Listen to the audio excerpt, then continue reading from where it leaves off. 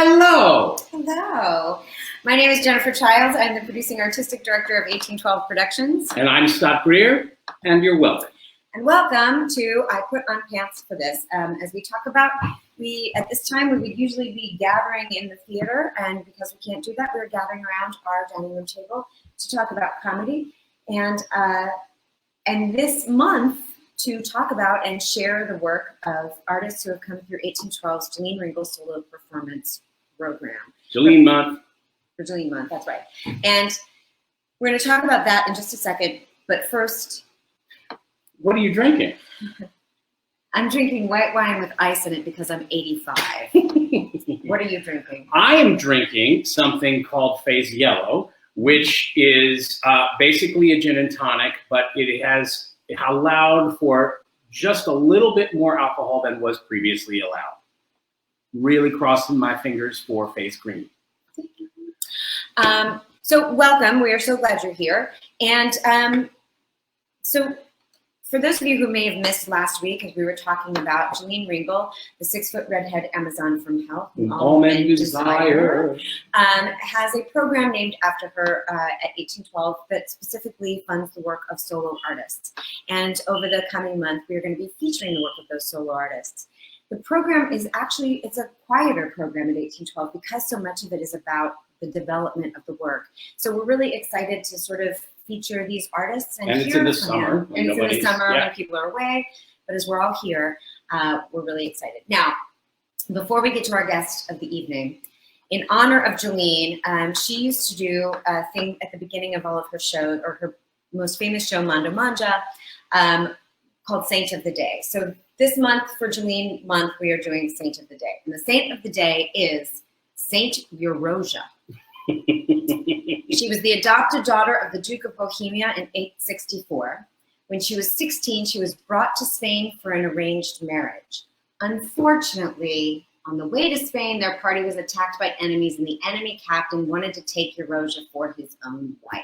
Bummer. Fortunately, she escaped and hid in a cave. Awesome. Unfortunately, the smoke from the fire she built alerted her assailants to her location. Bummer. Fortunately, when she was captured, she invoked the heavens and a lightning bolt hit the ground near her captors. Awesome. Unfortunately, it didn't do any good, and she had her limbs amputated and was beheaded. Bummer. After she was beheaded, a storm did come to terrorize her tormentors, but that doesn't seem like a little bit of rain, losing your head. Anyway, she is now the patron saint of the demonically possessed. Hey! So there's that. That's nice. Yes, indeed. It's good she ended up somewhere nice. Exactly. So, enough of Saint of the Day. Let's get to our guest of the day. I'm super excited. Yay. Our guest tonight is an amazing Philadelphia artist who has performed and taught with theaters all over the city. She was the 2016 recipient of the F. Otto Haas Emerging Artist Barrymore Award and is a founding member of PAPA, which is Philadelphia Asian Performing Artists. She received the Fox Fellowship Foundation for an Artist with Extraordinary Potential from the Theater Communications Group and an Independence Fellowship Foundation Award to study at the Suzuki Company of Toga in Japan and in Italy at the Work Center of Jerzy Grotowski. I'm already exhausted by She's all of her things. Very, very decorated. Very decorated, and deservedly so. 1812 audiences may remember her from It's My Party, the Women in Comedy Project, and she was a Jilline Ringle solo performance program resident in 2012. So at this point, to give us just a little bit of her show, we are going to give the screen over to the lovely Bi Jean Ngo with a piece of her solo show, Daughter of the Kitchen Gods, a story in 4 courses.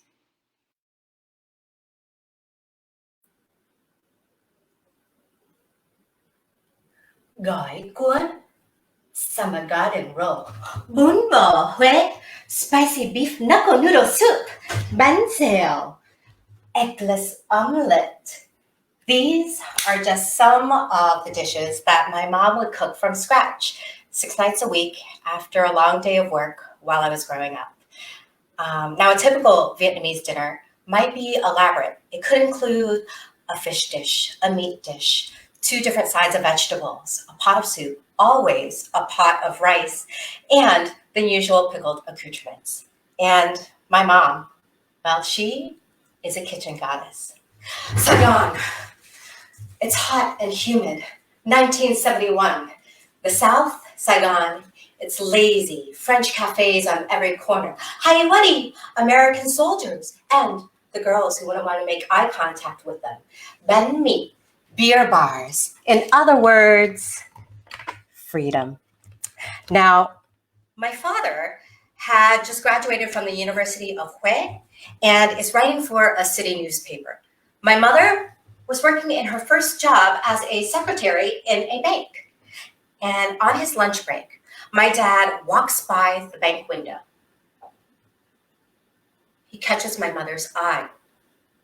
Hey, how much to open a new bank account? $100. $100. Okay. My father had just graduated, and so he opens a new bank account there, despite having another new bank account at a competing bank. He returns every lunch break to deposit $1 in order to talk to my mom. Hey, Lan, you like flowers? Everyone like flower. Okay, very busy today. Okay, see you soon, Mr. Dwai. Hey, Lan, you like cinema? Maybe tonight I take you to see Faceless Lover. Okay, maybe sit and talk with you for 2 hours? No, thank you, Mr. Dwai. Hey, Lan, it's very hot outside. You like cafe soda? I bring you some. No, thank you, Mr. Dwai. My boss, he buy us coffee this morning already. Hey, morning, Lan. Everybody talking about new restaurant in Chợ Lan. Best bún bò Huế in town. No, thank bún bò Huế. 6 months later, they were engaged. And then, a few months after that, a wedding, then a war, an international escape, and a new language, a new land, and 3 kids later. My dad would still famously brag about my mother's cooking. Hey, I have best cook for wife. Everyone say, hey, Dwai, you have most talented cook for wife. I say, of course, I am smart man. I am choose pretty wife who is also master chef. Oh, so good. So good. 2 things. I'm very, very hungry. Also, I really, really want to know the ending of Fistless Lover. Like I'm dying to see that. Faceless Lover was actually the title of a Vietnamese movie starring one of the most famous Vietnamese actresses named Kieu Chin, who now lives in Studio City in California. And she played one of the characters' moms in Joy Luck Club. Amazing. That's awesome. And was friends with my dad once upon a time. Wow. Welcome, Bi. And what are you drinking this evening? I am drinking the fanciest, bougiest drink ever. No, I'm just kidding. It's like a millennial, like total collegiate drink called Truly. So, even though you're out of college, you're basically a sorority girl. Like that's. Yes. You know, there's only some ways you can stay young, and to drink the 20-somethings is the way to do it. So I obviously was lucky enough to see the full version of the show. And when you did it in 2012, and then later we did another workshop of it, and I saw another version of it. And I was so happy that you agreed to be our first guest, because in addition to just talking about food and talking about your mother's cooking, just like Jilline cooked for her audience, you cook for the audience, and just as a part of your show. And I'm just interested in talking about that. Like, if you just want to talk about that, like food as a part of history and a part of your heritage, and why it plays such a central role in your show. Oh my gosh. Well, first off, I don't think it's fair to do a show about food if you don't feed the audience. Like, I really feel like it's such a tactile and like, you know, like on so many levels, it's meant to be experienced like through taste buds, through the nose, like through auditory description. So to not feed the audience when I'm talking about all of this food that maybe not everyone is familiar with. Even Vietnamese Americans might not be familiar with some of the things that my mom taught me how to make. Yeah. So for me, I'm like, I have to feed the audience. And eventually one day, you know, when we're allowed to eat close together again, I definitely want to be able to do this, you know, and have the audience sit up close and have them participate in the making of it. Because also I think to share food, to talk about the origin of every dish is an experience in seeing how a culture was shaped. Like, and thinking about all the dishes that my mom has ever made and everything I've been making through this pandemic or been trying to make at home, it's like a journey through my American upbringing and how we've had to adapt ingredients. Yeah. And also it's made me examine the colonization of Vietnam by the French and how like something like bánh mì, which is the Vietnamese hoagie, we couldn't have made it without French baguettes and French butter and pate. But then all these different hams are very Vietnamese in their ingredients, like pork and fish sauce and the daikon radish and cilantro.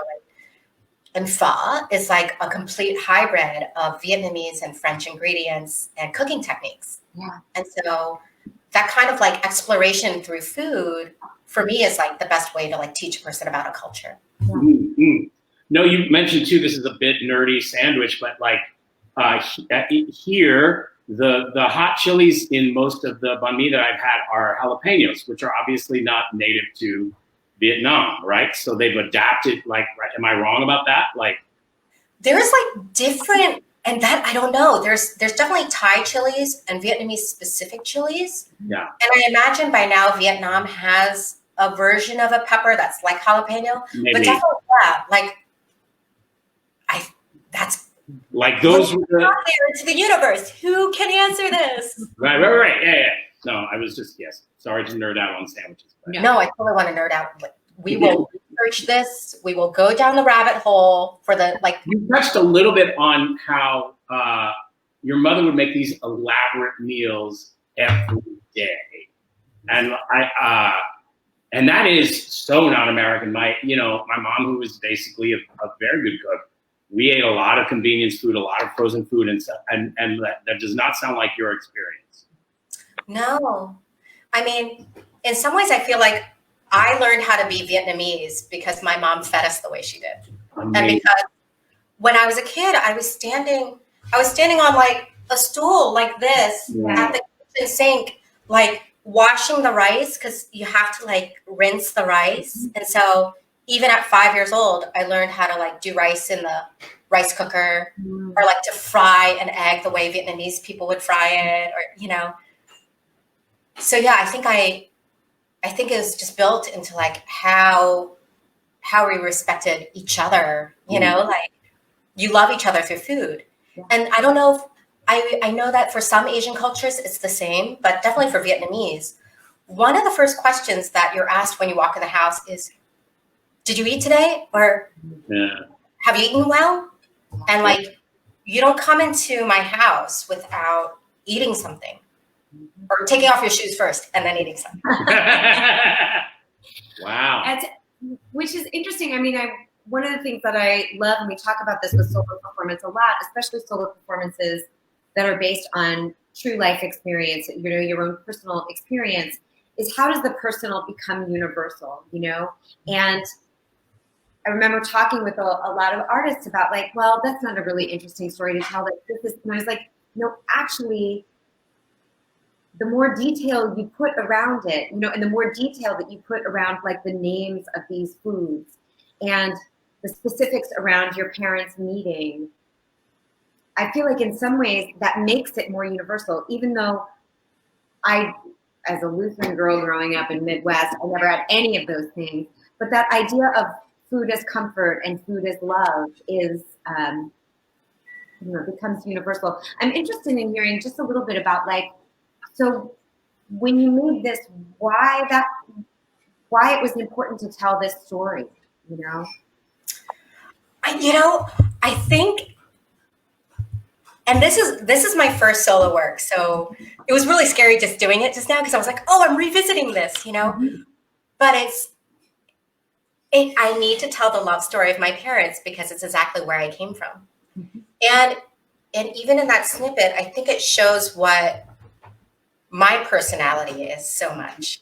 Mm-hmm. My dad is relentless about what he wants. So, you know, I mean, the story changed every time my dad told it. But the real key was that, like, he kept going back every day to deposit $1 and would find something to talk to my mom about and ask her out. And my mom, even though she knew exactly who he was, because my dad, incidentally, was kind of famous for his political activism in college. My dad had protested and arranged protests on different campuses against Ho Chi Minh and against communism. Mm. And there was one day when he organized a big rally and he invited up guest speakers. And he and his friend were like, those aren't our people. And they came out of the crowd and they shot my dad's friend and killed him. And then they shot my father. So my dad was shot twice. And growing up, he had this like fishbone scar down his belly because they'd extracted a bullet and he had a scar back here where one had passed through. So my dad was like a Saigon hero by the age of like 24. Like people are like, oh man, he stands up for what he believes. He fights for what he believes. Yeah. Like the kids today, like we do today, right? And so he was like known amongst the young people. And so when he walked in, my mom was like, oh, that's Dwight. Like Lone Dwight. My mom knew who he was. Wow. But my mom was also like, she didn't date. You know, you don't date. Back then it was like, you just wait for like parents to like come together and say, my daughter is good for your son is good for my daughter. Mm-hmm. And but then it was like this shifting time. So I feel like that kind of renegade experience for both my parents mm-hmm. made me exactly who I am today. Yeah. Yeah.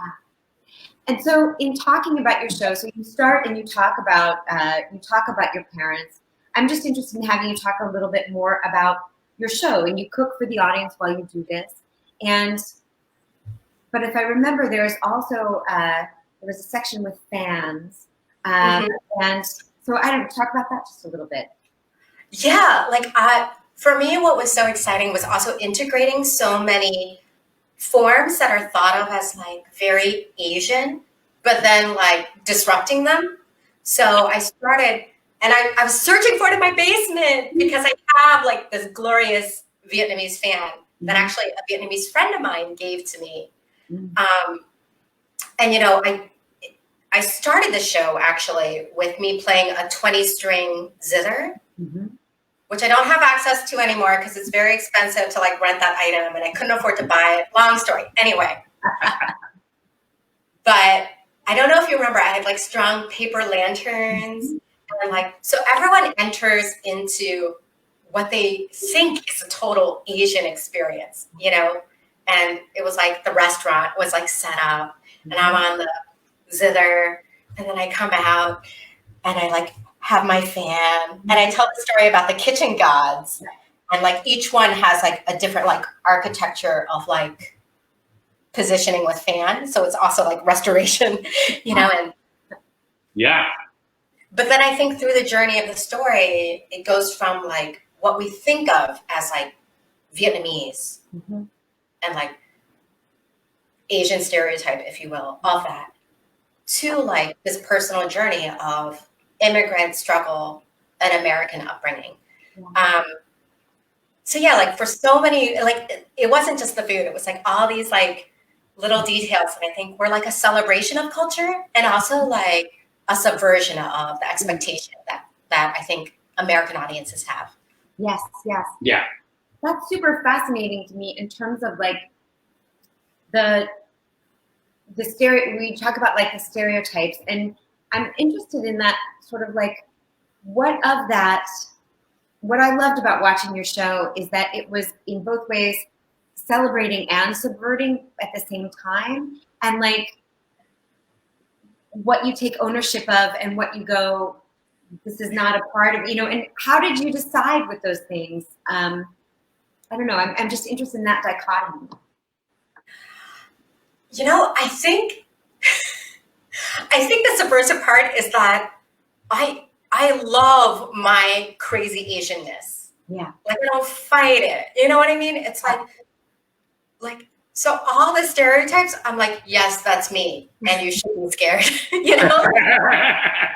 It's like, I wear all the patterns and all the colors at the same time. I like shame you if you didn't live up to your expectations and mine, and so there's like a non-Americanness in that I think is fun for me and also subversive, because I think for my generation particularly, there was a distancing between your parents' culture and what it meant to be an American. And right now I think there's a lot of conversation about that, right? Because I think living up to that myth of like model minority, or living up to or trying to erase one's parents' language and only speak English and just appreciate certain music and divorce yourself from the traditional forms of dance, of music, etc. That was an attempt to support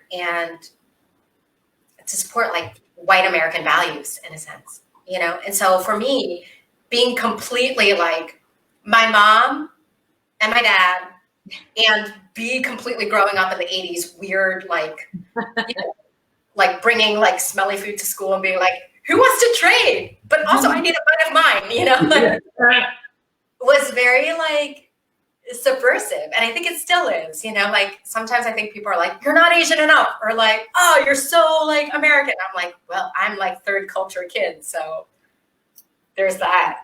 Yeah. I think this is Lily writing down a question?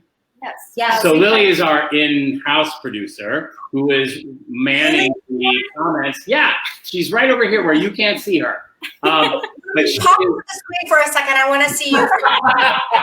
Just poke your head in. Hi, I love you.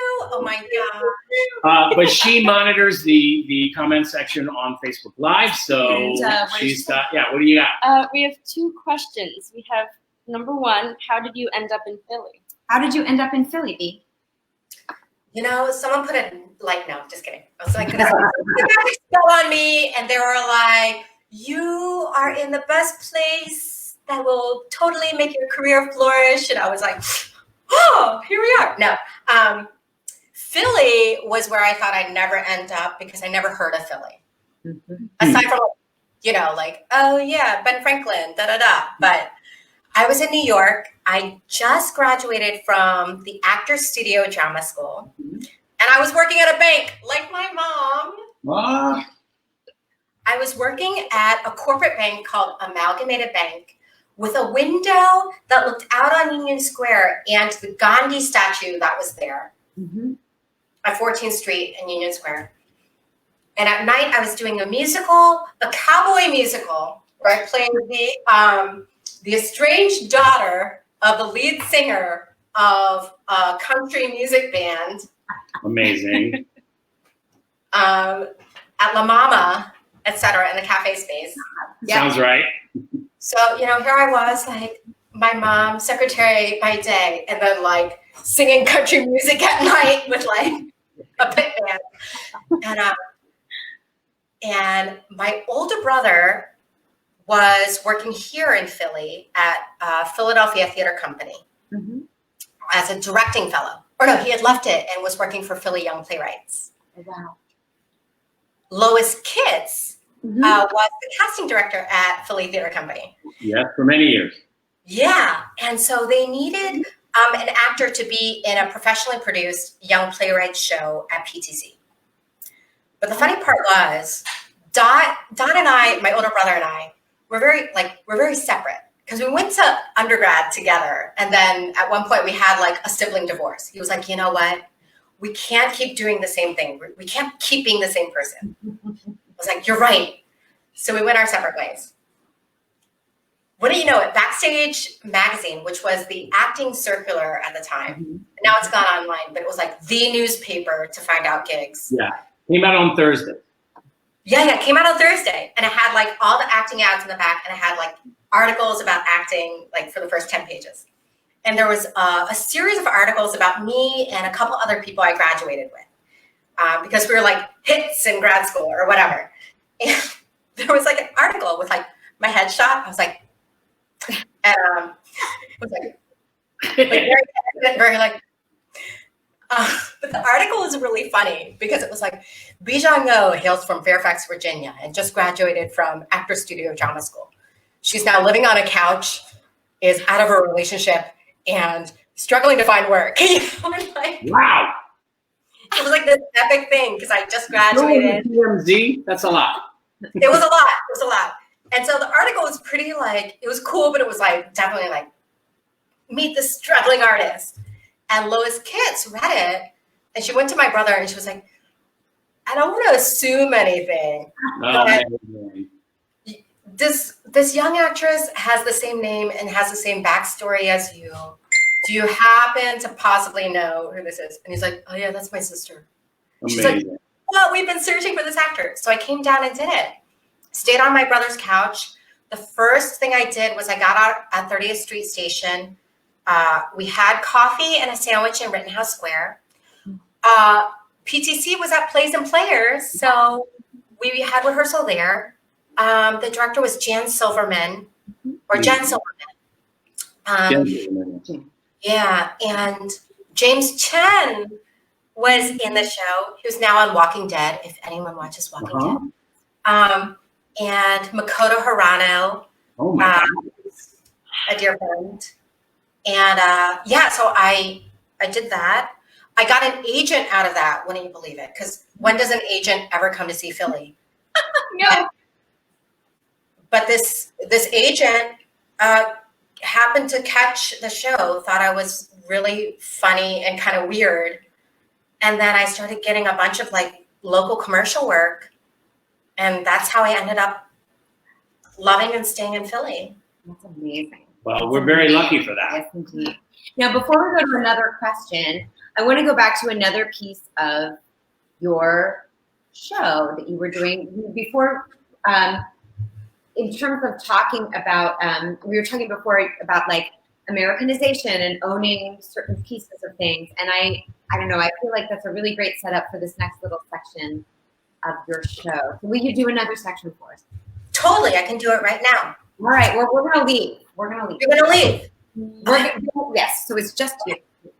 All right. Well, 2001, Boston.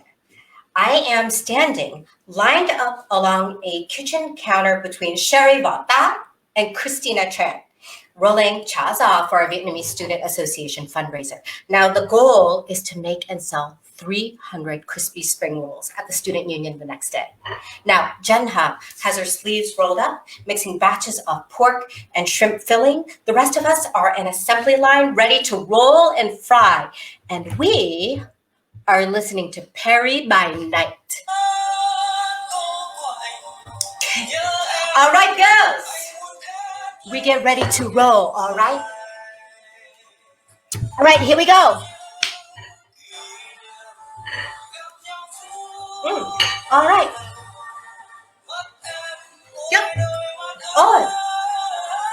Oh no. Did she just put si yao in the spring roll mix? Who taught her how to do that? That's not right. This is not red rice bran. This is not red rose bran. Sharia, do not use olive oil for the chaza. Vegetable oil only. See, in each way, we were all trying to be our best version of a good Vietnamese girl.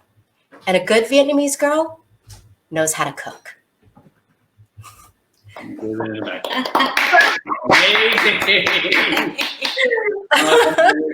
was crazy. First of all, I'm so impressed that you have turned your home into a small theater. I love it.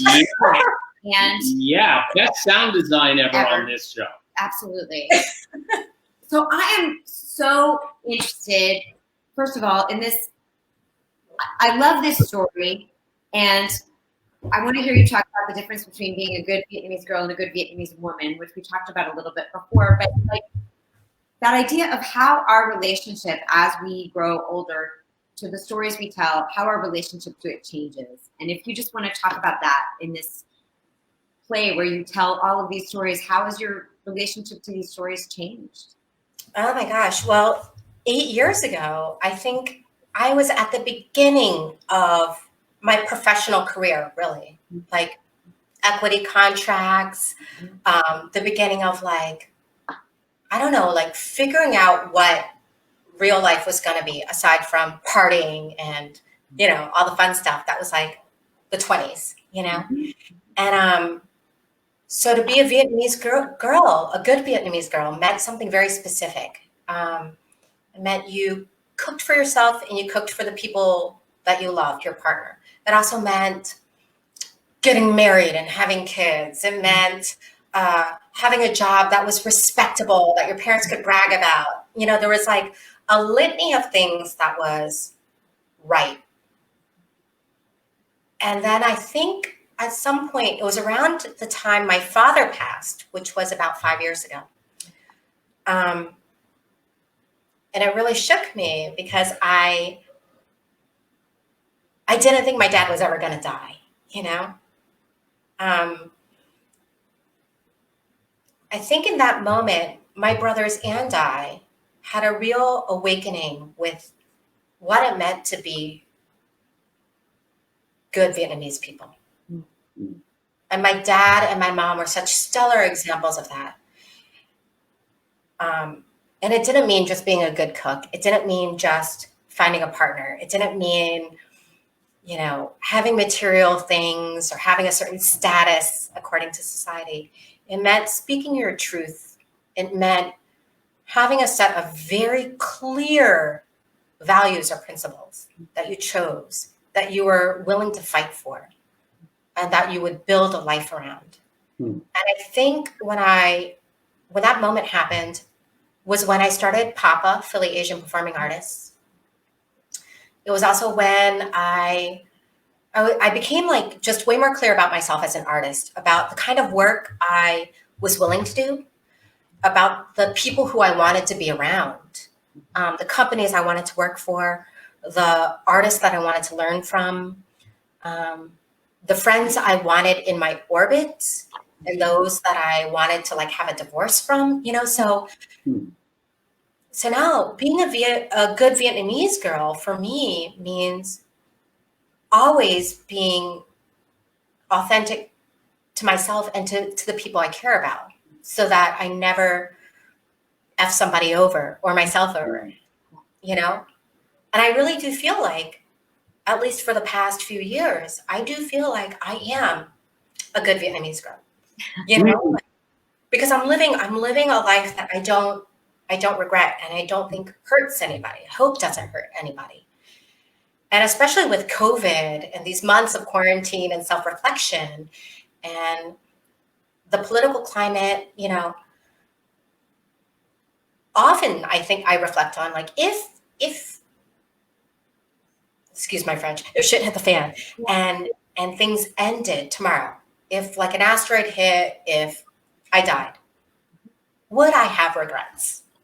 And I think 8 years ago when I wrote this, I definitely would have had a mess of regrets, or things that I was like, And I think now I'm like, oh, I think I'd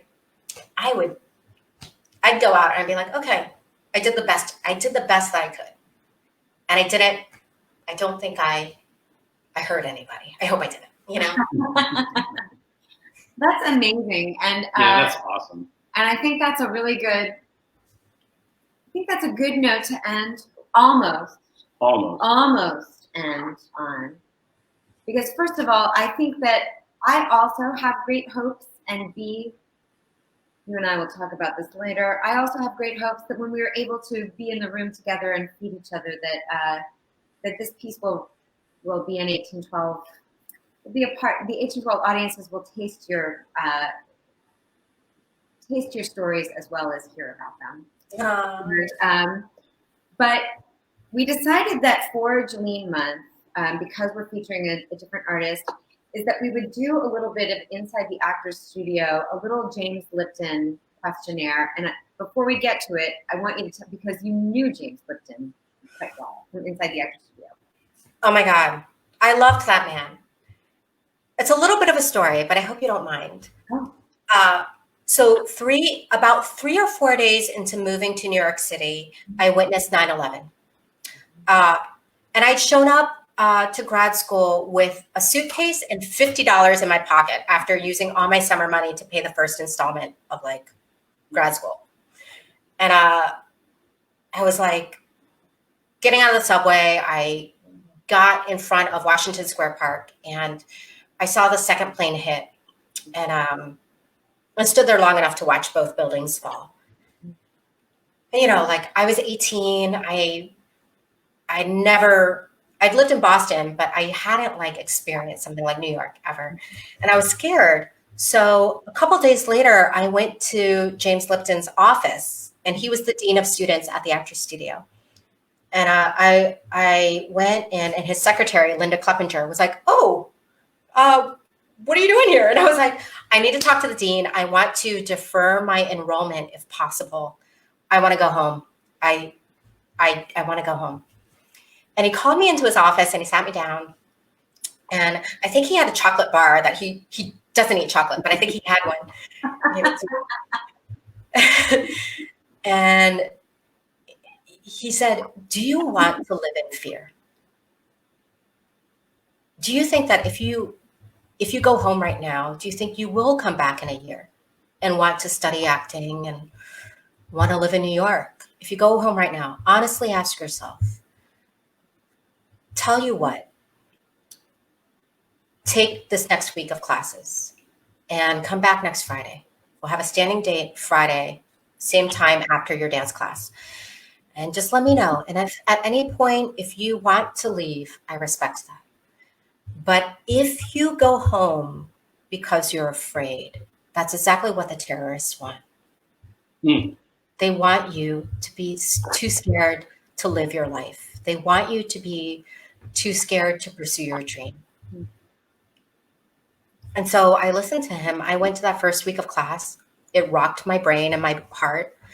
And then every Friday after an Alvin Ailey dance class for actors, because we couldn't move like Alvin Ailey dancers, uptown by Lincoln Center, I took the train down to his office on campus or to the editing suites at Beetlejuice Studios where he edited the show.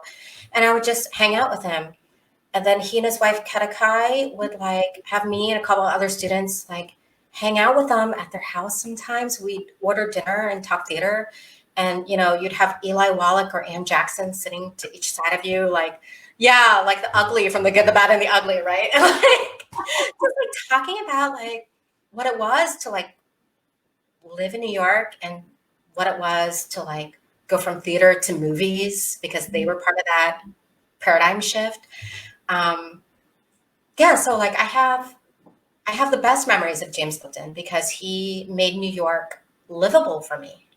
That's amazing. That's incredible. How inspiring that he was such like a dedicated educator and like so invested in yeah, that's really wonderful. That's really wonderful. I think people, you know, his outside image, his like mask, if you will, is like kind of like this like very like hoity-toity. Yeah, pretentious, and he played on that. He made fun of himself and, you know, Saturday Night Live and, you know, but, and I was going to do a pretentious kind of imitation and now I'm not. It's okay though. It's okay. He loved, imitation is the sincerest form of flattery and James Lipton loved it. And actually he always had Will Ferrell on. Yeah. Because he loved it. He loved people making fun of him. So based on the questions by Bernard Pivot on Boulot Couture, we have these questions for you. B, what is your favorite sandwich? Oh, bánh mì. Classic bánh mì thịt nguội, which is Vietnamese ham bánh mì sandwich. Wonderful. What is your least favorite sandwich?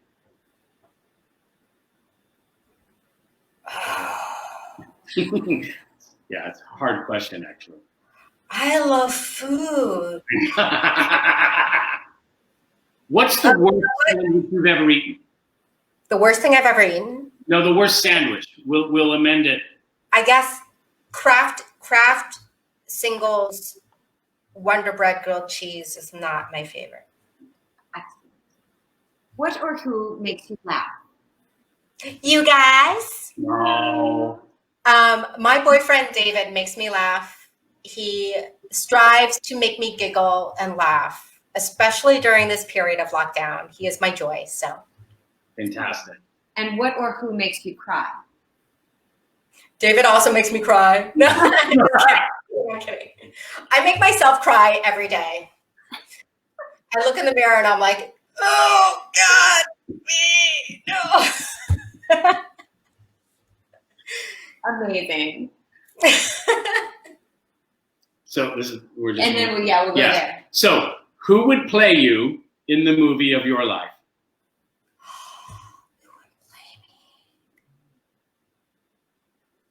Play me. Oh my God, who would play me? What about the woman who was in Fistless Lover? She's too old to play me. She's too old to play me. It would be someone like, oh, you know who I love? The girl from the rom-com. That's like the Asian girl, Lana Condor. To all the boys I loved before. Oh. I love her. She's so cute. I would be so flattered if that girl played me. Sweet. I'd buy every ticket. That's I'd be like, see who's playing me? She's so pretty. Bi, I'm so grateful to you for being with us this evening and for sharing all of your stories and your history and your food, which we will hopefully get to taste soon. And I'm grateful to all of That's amazing. We are going to go to Nam Phuong for dinner after this because we're so hungry yes, absolutely. I'm jealous. I would go to Nam Phuong with you. Social distance there. Yeah. We're down. I want to say thank you to everybody else for being with us. This is week 1 of our celebration of Jilline artists. Next week we have Lima Nora, and the following week we have T.S. Hawkins and more to come. Our studio producer tonight has been Ben Levan. Our in-house producer is Lily Greer. Our sponsor is my sister's new puppy, Vito Childs, who says, on behalf of dogs everywhere, we're so glad you're home. And be kind to yourselves, be kind to each other, and we will see you next week. Thank you, everybody. Thank you.